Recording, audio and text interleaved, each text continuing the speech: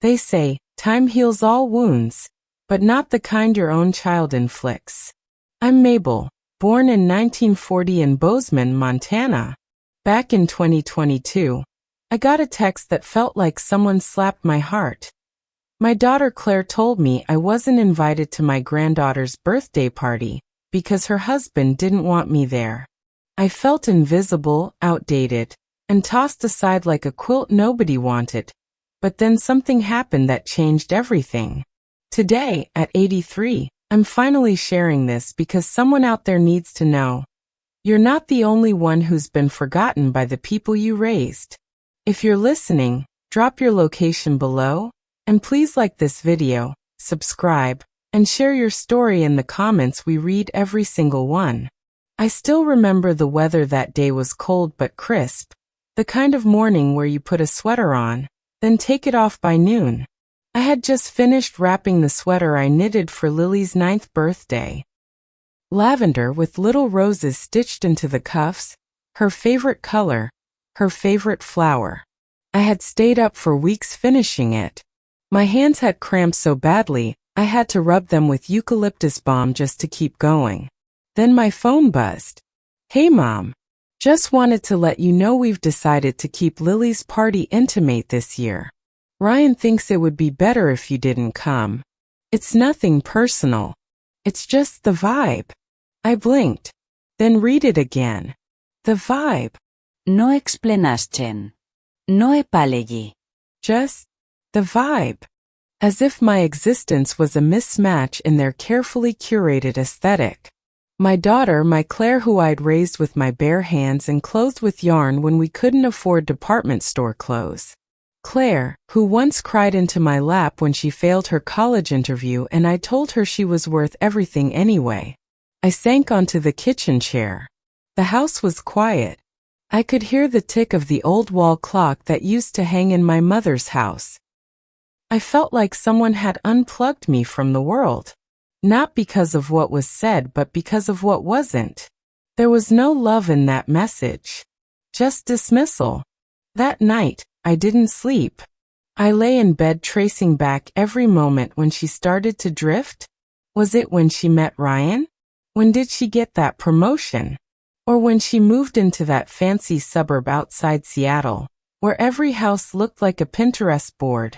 My daughter had turned her life into a brand. And somewhere along the way, I stopped being part of the picture. Literally. I remembered one holiday visit. I brought a hand-crocheted blanket for Lily and a plate of my famous huckleberry cookies. Claire thanked me, smiled tight, and whisked them both away to the guest room. Later that night, when I checked, the blanket was folded in the linen closet. The cookies were nowhere on the table. Still I tried. Birthdays, Easter, Christmas, I knitted dresses, cardigans, even tiny slippers with bunny ears. Never saw a single one in photos. Instead, Claire's feed was full of sleek minimalist outfits tagged Parisian baby and Scandi chic. Meanwhile, the gifts I sent were left on the books. But the worst came a week before that birthday party text. A photo popped up on Claire's Instagram. Lily in a very familiar lavender sweater. Mine. No tag. No credit. The caption? Vintage Parisian find. Timeless elegance. I felt like someone erased my name from my own child's memory. I called Claire. She didn't pick up. So I tried again. Still nothing. So I texted. I saw the sweater. I made that for Lily. A few hours later, she replied, Mom, I know you mean well, but the handmade stuff, it doesn't really match what we're building here. Ryan says we have to keep a certain image. Please don't make this a thing. Not make it a thing? I cried harder than I had in years. Not for myself but for the child I once rocked through fever nights, who now spoke to me like I was the wrinkle in her perfect fabric. I sat down and wrote a letter. Not to Claire, but to Lily. Sweetheart, this sweater you're wearing, your grandma made it with love. Every stitch, every rose, every button I made thinking of you. I hope one day when you're older, You'll understand what it means to hold something made by the hands of someone who loves you. I didn't send it. The day of the party came. I looked out the window and imagined her blowing candles in a glossy white room with eucalyptus centerpieces, Ryan in a turtleneck and leather loafers, Claire posing for the camera like the mom influencer she aspired to be. My heart hurt. But then something strange happened. I posted an old picture on Facebook. Lily, age 4, wearing one of my first sweaters, grinning like she just won the lottery. I wrote, "Sometimes love looks like tiny roses on a cuff. Sometimes it never gets tagged." Within hours, my inbox flooded. Old neighbors, friends, even Claire's high school teacher messaged, "That sweater is beautiful. You always made the warmest things. I still have the mittens you gave my son." It hit me I wasn't invisible. Not to everyone. Just to the ones too busy curating perfection to see real love. So I brewed some cocoa, brought out my old phonograph, and lit a fire. Then something even stranger happened. People started coming over. First my neighbor Elaine holding a lemon pound cake. Then Joan and her husband. Then my niece Hannah and her twins. "I saw your post," Joan said. "And I remembered how good it feels to be somewhere real." They brought casseroles, soda, even balloons. One by one, people remembered birthdays in backyards, not galleries. We sang an off-key birthday song. I set up a picture of Lily on the mantle. We laughed until someone cried. And for the first time in years I felt full. Then came a knock. It was the delivery guy. A small box, no return address. Inside, the lavender sweater. Folded neatly. On top a note. "She sleeps with it every night." I forgot what home meant. I'm sorry, Mom. Claire. I sat down and just held it. That one sweater had done what 1,000 texts couldn't. Weeks passed. Then one morning Claire called. She asked if Lily could spend the weekend with me. Said she wanted her to learn where she came from. I didn't ask questions. I just said yes. That weekend, Lily helped me bake cinnamon rolls. I taught her how to cast on yarn. She giggled when I tickled her nose with a knitting needle. "Grandma, I want to make my own sweater," she said. "You will," I smiled. "And when you do, you'll know exactly what love feels like." Lily came to stay with me 3 more times that spring. No fones, no hashtags, no a este tic-ligueting. Just flour on our noses, pots of soup bubbling on the stove, and evenings wrapped in Afghans watching old musicals.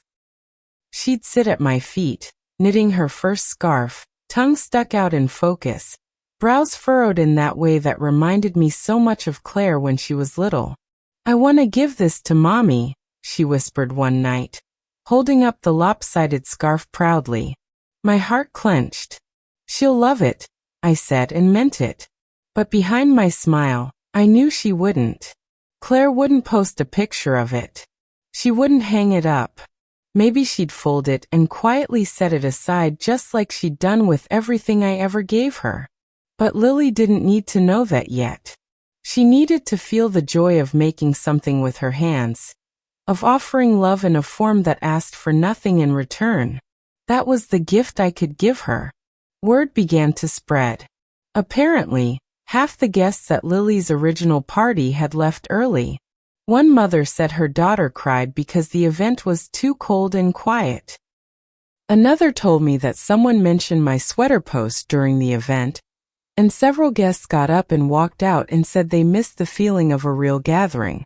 Claire didn't bring any of this up, of course, but Ryan did. He called me out of the blue one morning, his voice tight like a piano wire. "Look, Mabel," he began, "we're trying to raise Lily in a world that gives her options. Exposure. You've got to understand that." "I do," I said calmly. "But exposure to what? A life so polished it forgets how to feel."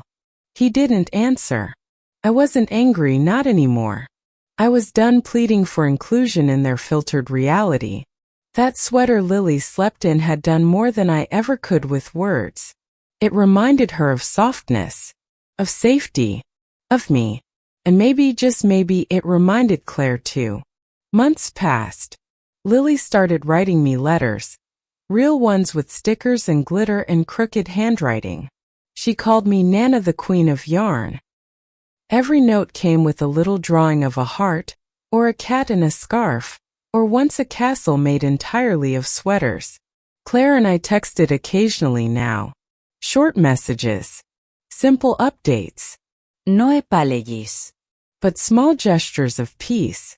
One day I got a message that read, "Lily wants to wear your green dress to her piano recital. The one with the rose buttons." I had to sit down. Not only had Claire kept that dress, I hadn't even known she did, but she was letting Lily wear it. Publicly.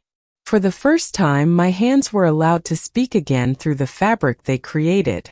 That night I went through old boxes. Dozens of baby clothes, mittens, shawls I had once made for Claire. I thought she had thrown them out. Turns out she had packed them away. I cried. But this time the tears were warm. The real shift came during Thanksgiving that year. Claire offered to host. I hesitated. Part of me was afraid I'd walk into a showroom instead of a home. But I went anyway. For Lily. When I stepped through the door, I expected sleek, cold silence.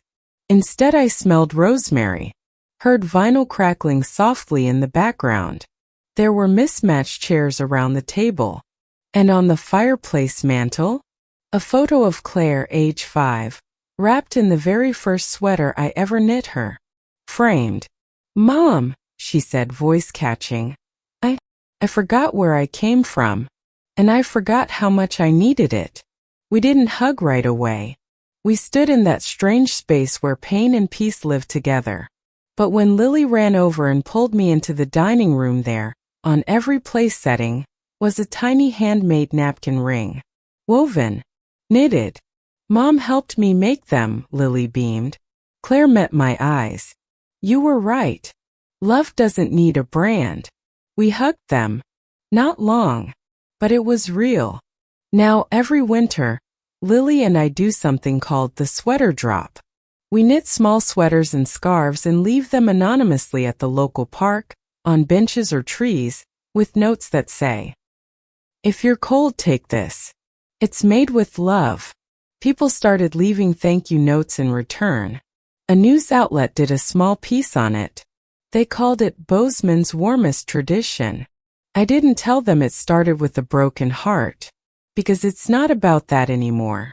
Revenge didn't come through confrontation or drama. My revenge was softer, slower. It was letting the love I'd always given, not the kind that fits an image, but the kind that wraps around your shoulders, speak louder than exclusion ever could. Today, Lily knits faster than I do. Claire asks for my cookie recipe. Ryan even helped me fix my old knitting chair. I still get left out of certain things. Still feel that pinch when Claire hesitates before showing off something I made. But the difference now is she does show it. And sometimes that's enough. Because at the end of the day, I've learned this. You can't force people to value what they've never needed to understand. But you can keep creating. Keep giving. And maybe, just maybe, what you make with love will outlast what they curate for show. If you're out there listening, maybe you've been pushed aside or made to feel like your love is old-fashioned. Remember this. Love doesn't need permission. It doesn't expire. And it doesn't need to be posted to be real. Moral lesson. Even when the world devalues your hands and heart, what's handmade with love never loses its worth. Never stop creating. Your love is still enough. Like this video. Subscribe to my channel. Share with your friends. Comment your biggest lesson or heartbreak below. We're listening.